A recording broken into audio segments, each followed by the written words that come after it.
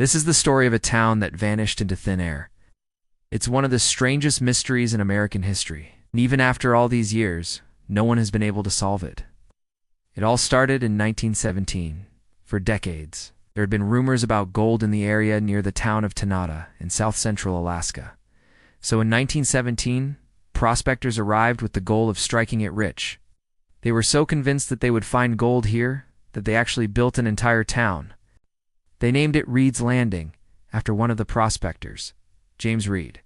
But the gold rush didn't go as planned. The prospectors spent years searching for gold, but they couldn't find any. Eventually, everyone packed up and left, except for one man named Joe Redfield.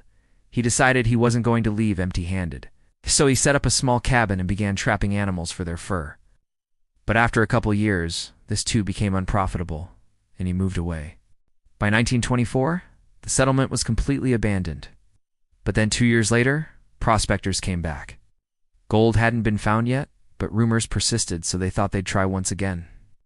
This time they brought more people with them, and soon the settlement was bustling with activity again. There was even a jail. But once again, the search for gold turned up nothing. Eventually, the prospectors gave up, and they all left town, with the exception of one man who stayed behind in a cabin by himself. That man's name was Carl Ketzner, and he had come to the settlement in 1926. But when a government official went by his cabin in 1932 to collect taxes, they found something strange. The cabin was completely deserted.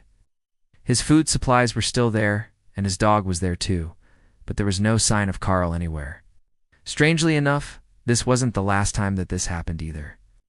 In 1932, a pilot named Carl Erickson landed his plane nearby and noticed the settlement, or what was left of it. Once again, he found one of the buildings occupied. A trapper was living inside of it, and he said that he had been living there for over a year. He told Erickson about how he had heard stories of Reed's Landing from some prospectors. Then he packed up his things and moved there, built a new cabin, and settled down. But just as before, the man disappeared without a trace. The cabin was abandoned once again, although this time it seemed like whoever lived there had only been gone for a very short time. I guess their belongings were still there. Some of the food was still fresh. Their bedroll was laid out as if they had just gone out for the day. Their tools were sitting by the door and their rifle was leaning in the corner. It really seemed like they had just disappeared into thin air. This happened several more times over the next few decades. In 1949, a young couple named George and Elizabeth Crocker showed up at the settlement, and they built themselves a log cabin. Soon after they arrived, a forest ranger checked in on them, but there was no sign of them. The cabin was locked up tight, and there was no response when he knocked. Just 2 weeks later, the cabin was found destroyed and partially buried in a landslide. But the Crockers were never found. Then in 1958, 2 men arrived at the settlement. One of them was a veteran prospector named Tex Rickard. He was well known in Alaska for finding rare minerals and gems. He and his companion built a cabin and stayed there for almost a year, living off of the land and searching for minerals. But one day, while walking past some buildings of the old town site, they noticed something shiny in the grass. At first they thought it was a can, but as they got closer, they realized it was a human skull. They reported their discovery to the police, but when they went back to the scene, they couldn't find the skull anywhere.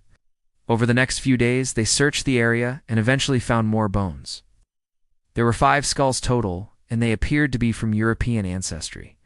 None of the bones could be connected to any missing persons case, and so the mystery of their identity remains unsolved to this day.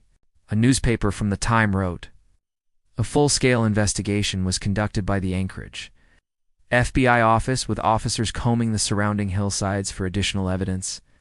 But aside from discovering a few more bones and articles of clothing, nothing else was uncovered." What happened to the missing persons? Did Tex and his companion kill them? Had they been murdered by a member of Reed's Landing during the gold rush days? Or was there another explanation entirely?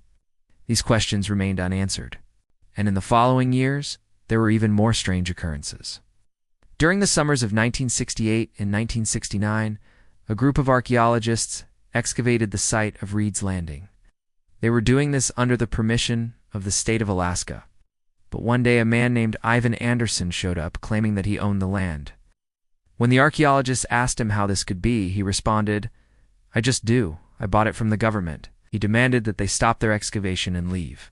The leader of the archaeological team complained to the governor about this, and the governor sent a representative to investigate.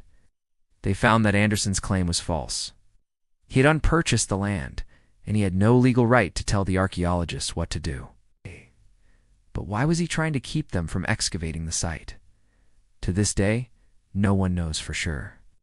Anderson passed away in 1985, but his will stipulated that none of his heirs could ever sell the land.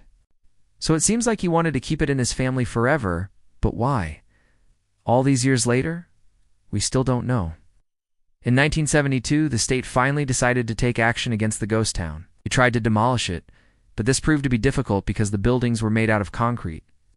Even after they blew up the foundations and removed the floors, the buildings were still standing. And so the state bulldozed them until not a single building remained. All that stood in its place was a crumbling concrete schoolhouse and the ruins of a few cabins. Even though it had been completely leveled, reports continued to come in of people seeing buildings and even entire streets. Many said that it looked exactly like the town had in its heyday, but when they went to check the next day, everything was gone, and that's how it remained. People kept reporting seeing the ghost town, but no one was ever able to prove it existed. By 1981, the town had been completely forgotten. No one remembered where it was or even what it looked like. And that's how it stayed for another 4 decades. No one knew what had happened to the town of Reed's Landing, or did they? In 2022, a man named Steve McCullough rediscovered the site. He lives nearby now and was hiking in the area with his drone. When he came across the old town site, you might have seen the pictures. There are no buildings left, just a few foundation outlines. But he said that it felt like time travel. He couldn't believe that such a large town could have existed here and then completely vanished. If he had discovered the town a few decades earlier, perhaps it could have changed everything. Maybe the mystery of the lost town would have finally been solved. But even though the town of Reed's Landing is gone, the mystery of what happened to it lives on. Some say the town is cursed. That's why all the prospectors lost their minds and disappeared one by one. Others say the land itself is haunted, which is why anyone who tries to settle there meets a bad end. But whatever the truth may be, one thing is certain: the story of Reed's Landing isn't over yet. Thanks for watching. If you enjoyed this video, check out more content.